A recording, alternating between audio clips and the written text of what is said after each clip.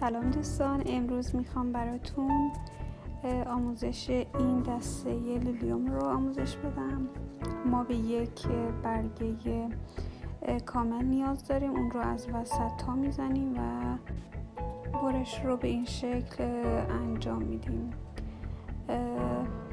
کاغذ رو کامل باز میکنیم. برای مرکز هم ما به 2 تا از این الگوها نیاز داریم و هر کدوم از گلبرگ‌ها رو به این صورت حالت میدیم.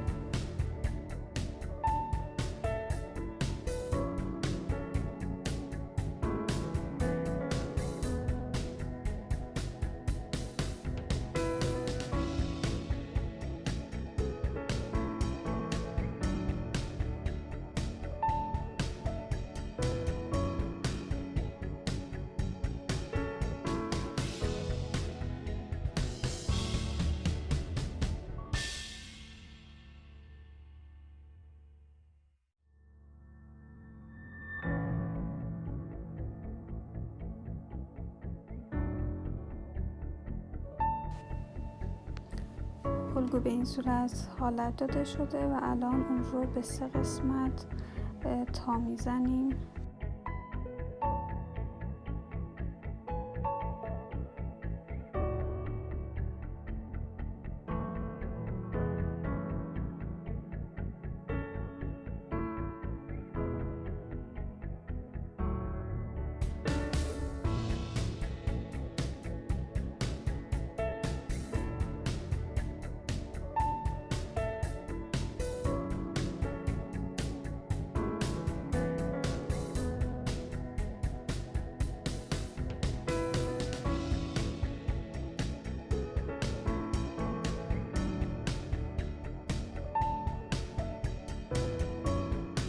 الگوهای مرکزی رو از وسط نصف می‌کنیم. ما به 2 الگو نیاز داریم که در مجموع 4